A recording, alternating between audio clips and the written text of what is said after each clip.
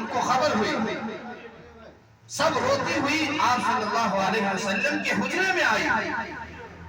حضرت ابو بکر بھی اپنی دوسری بیوی کے پاس گئے تھے، وہ بھی دوڑ کر آئے اور انہوں نے آپ کے چہرے سے یہ چادر ہٹا کر دیکھا، آپ کے چہرے کو دیکھا، آپ کے چہرے پر بوسہ لیا اور ان کے آنکھ سے آنسو ٹپک کر آپ صلی اللہ علیہ وسلم کے چہرے پر گرا اور انہوں نے کہا کہ وا محمدہ، یا اللہ کے نبی، آپ آج کے بعد دکھ نہیں دیکھیں گے، دکھ کا خاتمہ ہو گیا، آپ اتنے دکھ اٹھا رہے تھے، آج کے بعد سے دکھ بھی ختم ہو گیا۔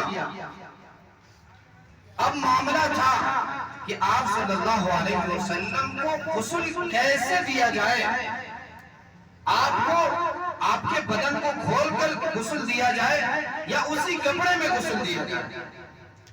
یہ مسئلہ بہت ہی اہم تھا، اللہ کو دکھانا تھا کہ سارے کے اندر اونگ طاری ہو گیا، سب اونگ کے اندر چلے گئے۔ اللہ نے بتا دیا کہ میرے نبی کے کپڑے کو نہ اتارا جائے، کپڑے کے اندر ہی ہمارے نبی کو غسل دیا جائے۔ آپ صلی اللہ علیہ وسلم کو غسل بھی دے دیا گیا۔ جب یہاں سے حضرت ابو بکر صدیق رضی اللہ عنہ باہر گئے تو صحابہ کا کیا حال تھا کہ سب کے ہوش اڑ گئے تھے، سب کو یقین نہیں ہو رہا تھا کہ ہمارے نبی دنیا سے پردہ فرما گئے، کسی کو یہ یقین نہیں تھا، سب ایک سناٹا چھایا ہوا تھا۔ حضرت عمر رضی اللہ عنہ تلوار لے کر گھوم رہے تھے، اگر کوئی کہہ دے کہ ہمارے نبی دنیا سے پردہ فرما گئے ہیں تو ہم اس کے گردن کو اڑا دیں گے، اس لیے کہ ان کو یقین نہیں تھا کہ ہمارے نبی بھی دنیا سے چلے جائیں گے۔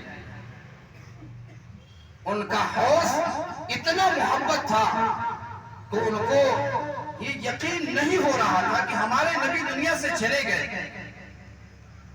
حضرت ابو بکر صدیق رضی اللہ عنہ آئے اور منبر پر کھڑے ہو کر خطبہ دیا۔ حضرت ابو بکر نے کہا کہ عمر بیٹھو بیٹھو، انہوں نے کہا کہ میں نہیں بیٹھتا، پھر کہا کہ بیٹھو، میں نہیں بیٹھتا۔ تو حضرت ابو بکر صدیق رضی اللہ عنہ نے ایک خطبہ دیا، یہ خطبہ سونے کے پانی سے بھی لکھا جائے تو کم ہے۔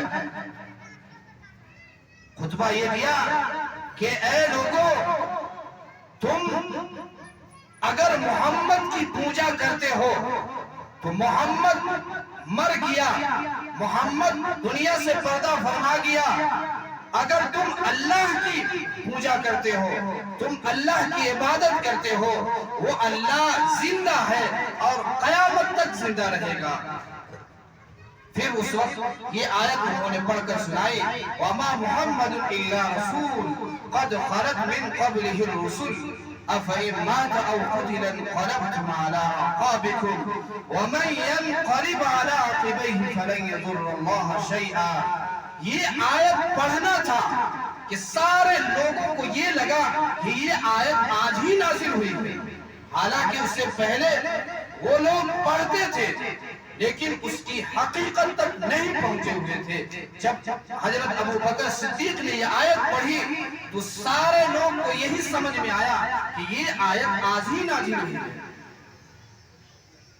تو حضرت ابو بکر صدیق رضی اللہ عنہ کو آپ سے اتنا محبت تھا کہ ہر وقت آپ کے ساتھ، ہر مال و جان آپ پر قربان کرنے کے لیے تیار، پھر بھی ان کے اندر یہ ہمت، یہ استقلال تھا کہ انہوں نے سارے لوگوں کو خطبہ دیا کہ تم اگر محمد کی پوجا کرتے ہو تو محمد کو اللہ نے وفات دے دیا، اگر تم اللہ کی عبادت کرتے ہو تو اللہ اب بھی زندہ ہے اور قیامت تک زندہ رہے گا۔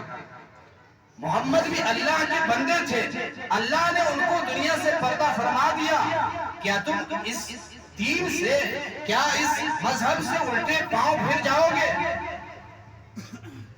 سب کو سمجھ میں آ گیا کہ اللہ بھی آپ صلی اللہ علیہ وسلم بندے تھے، دنیا سے چلے گئے. اب سب کو یقین ہو گیا کہ آپ صلی اللہ علیہ وسلم دنیا سے پردہ فرما گئے.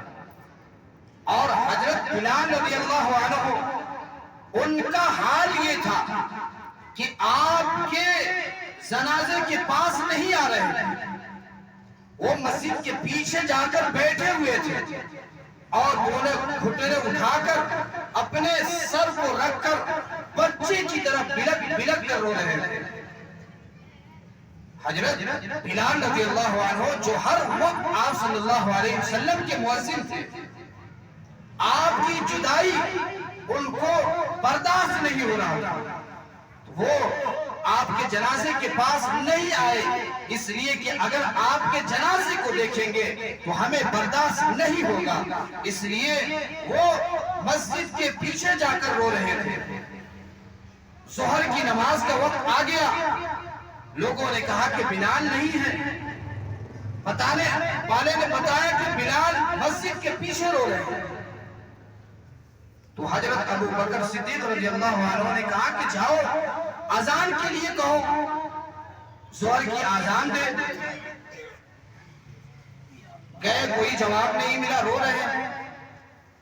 پھر حضرت ابو بکر صدیق رضی اللہ عنہ گئے اور ان کو جھنجھوڑ کر متوجہ کیے، پھر بھی نہیں سن رہے.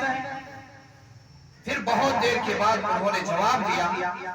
تو حضرت ابو بکر صدیق نے کہا کہ آذان دو، تم تو نبی کے مؤذن ہو، ظہر کا وقت ہو گیا. تو حضرت بلال نے کہا کہ میں آذان نہیں دیتا. کیوں نہیں دو گے؟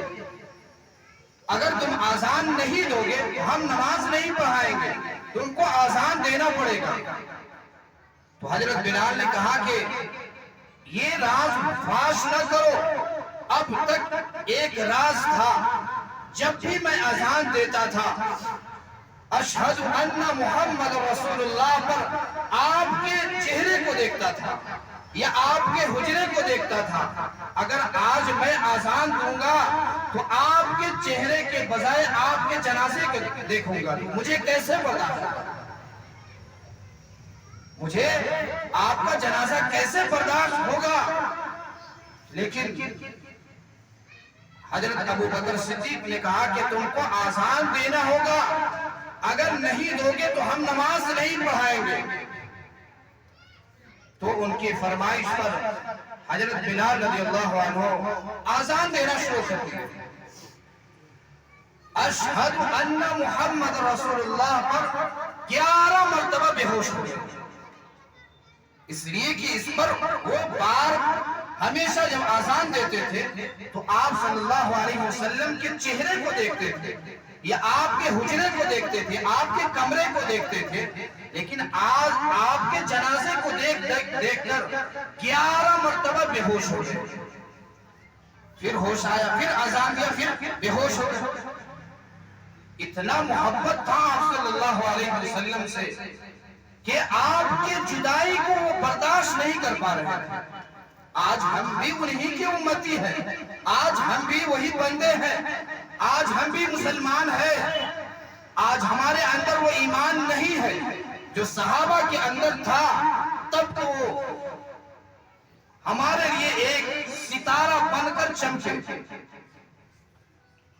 آج ہم بھی انہی نبی کے امتی ہیں. ہم ہر وہ کام کرتے ہیں جس سے اللہ کے نبی ناراض ہو. آج ہم گناہوں کا بازار گرم کیے ہوئے. آج سٹہ بازی ہمارے لیے بہت زیادہ ہے. ہر وہ گناہ جو ہم کر رہے ہیں اور وہ نبی جو ہمارے لیے اس جیسے امت کے لیے بھی مرتے دم تک نہیں چھوڑا، مرنے کے وقت تک بھی اپنے امت کو یاد کیا. یہ امت آپ صلی اللہ علیہ وسلم کو بھلا بیٹھے. تو اللہ تعالیٰ سے دعا کریں کہ اللہ تعالیٰ ہم سب کو اپنے نبی سے پیار، اپنے نبی کے مطابق زندگی گزارنے والا، نماز سے محبت، حقوق اللہ سے، حقوق العباد سے محبت عطا فرمائے.